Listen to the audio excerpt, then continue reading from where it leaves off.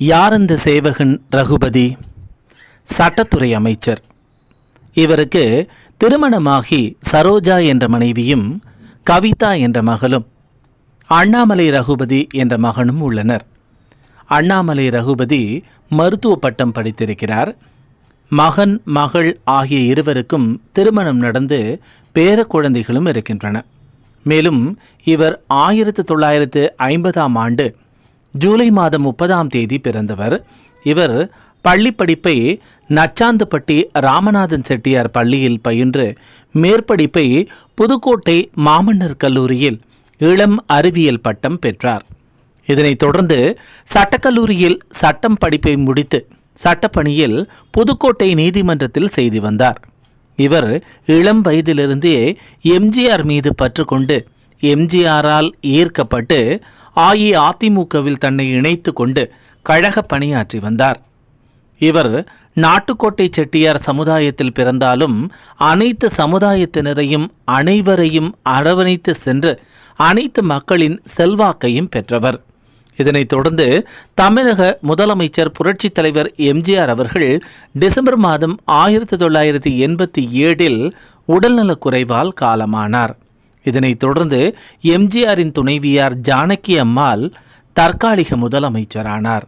இதில் அஇஅதிமுக கொள்கை பரப்பு செயலாளராக இருந்த செல்வி ஜெயலலிதாவிற்கும் ஜானகி அம்மாளுக்கும் இடையே கருத்து வேறுபாட்டால் ஜானகி ஜெயலலிதா அணியினர் என இரண்டாக பிரிந்தனர். இதில் ஜெயலலிதா அணியில் மாவட்ட செயலாளராக பணியாற்றிய திருமயம் ஒன்றியம் வி. லட்சுமிபுரத்தை சேர்ந்த எஸ். ரகுபதி அவர்கள் இணைந்து ஜெயலலிதாவின் கரத்தை வலுப்படுத்த பணிகளை மேற்கொண்டார். அப்போது நடந்த 1991 சட்டமன்ற தேர்தலில் போட்டியிட்டு வெற்றி பெற்றார். தனக்கு இணக்கமாகவும் தன் வளர்ச்சிக்கு உதவியாகவும் இருந்த அமைச்சர் ரகுபதி அவர்களுக்கு செல்வி ஜெயலலிதா வீட்டு வசதித்துறை அமைச்சராக பொறுப்பு கொடுத்தார் மற்றும் கூடுதலாக தொழிலாளர் நலத்துறை அமைச்சராகவும் பதவி வழங்கினார். மேலும் செல்வி ஜெயலலிதா தமிழகத்தின் பெரிய உச்ச சக்தியாக வலம் வந்தபோது ஜெயலலிதாவின் செல்வாக்கு உயர்வதற்கும் தனது தளபதிகள் 8 பேர் காரணமாக இருந்தனர். அவர்களின் புகழை தூக்கி பிடித்தவர்கள் இவர்களே.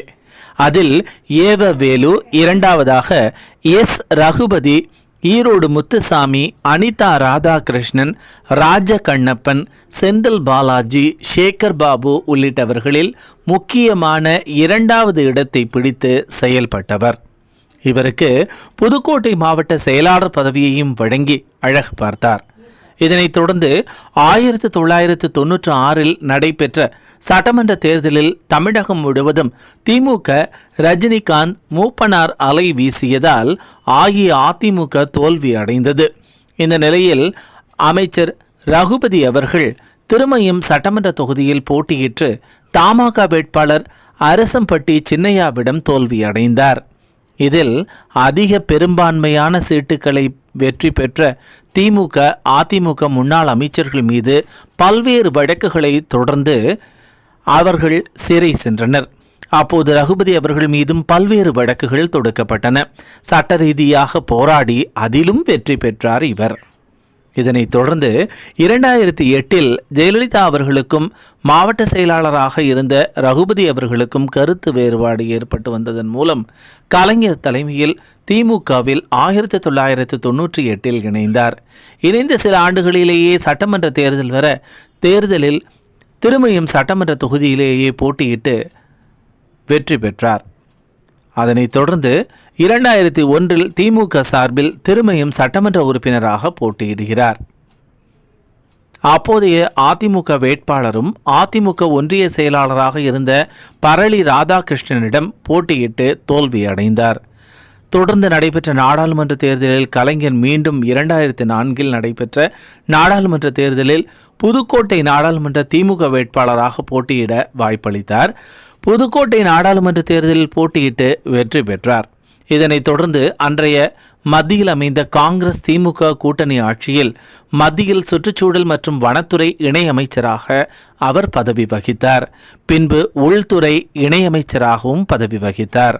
தலைவர் கலைஞர் அவர்கள் 2011 விராலிமலை சட்டமன்ற தொகுதியில் போட்டியிட வாய்ப்பு வழங்கினார். விராலிமலையில் போட்டியிட்டு தோல்வி அடைந்தார். விஜயபாஸ்கர் வெற்றி பெற்றார். மீண்டும் 2016ஆம் ஆண்டு தமிழ்நாடு சட்டமன்ற தேர்தலில் தலைவர் கலைஞர் அவர்களால் திருமயம் சட்டமன்ற தொகுதி வேட்பாளராக அறிவிக்கப்பட்டு திருமயம் தொகுதியில் அதிமுக சார்பில் போட்டியிட்ட PK வைரமுத்துவை எதிர்த்து போட்டியிட்டு வெற்றி பெற்றார். மீண்டும் 5 ஆண்டில் 2021ஆம் ஆண்டு நடைபெற்ற தேர்தலில் போட்டியிட்டு அஇஅதிமுக வேட்பாளராக போட்டியிட்ட PK வைரமுத்துவிடம் மீண்டும் வெற்றி பெற்றார். இதனைத் தொடர்ந்து 2021 மே 7ஆம் தேதி தளபதி தலைவர் MK ஸ்டாலின் அவர்கள் தலைமையிலான அரசில் சட்டத்துறை அமைச்சராக பதவி வகித்தார். தொடர்ந்து புதுக்கோட்டை மாவட்டத்தில் 1990ஆம் ஆண்டிலிருந்து திருமயம் சட்டமன்ற தொகுதியில் ஜாதி மதம் சொந்த கட்சி எதிர்க்கட்சி என்றில்லாமல் அனைத்து மக்களின் பேராதரவை பெற்றும் புதுக்கோட்டை மாவட்ட மக்களின் ஆதரவை பெற்று புதுக்கோட்டை மாவட்டத்தில் அசைக்க முடியாத சக்தியாக திகழ்ந்து வருகிறார் இப்போதைய ரகுபதி. தற்பொழுது திராவிட முன்னேற்ற கழகத்தின் தெற்கு மாவட்ட செயலாளராக இருந்தாலும் புதுக்கோட்டை தெற்கு வடக்கு ஒட்டுமொத்த மாவட்டத்திற்கும் கழக பணியினை சிறப்பாகவும் விறுவிறுப்பாகவும் சுறுசுறுப்பாகவும் செய்து வருகிறார். புதுக்கோட்டை மாவட்டத்தில் இவர் மட்டுமே மாநில அமைச்சர், மத்திய அமைச்சர், மீண்டும் மாநில அமைச்சராக பணியாற்றி சிறப்பு பெற்றவர். தற்போதைய தமிழக முதலமைச்சர் திரு MK ஸ்டாலின் அவர்களில் பேராதரவையும் அன்பையும் பெற்று திகழ்ந்து வருகிறார் ரகுபதி.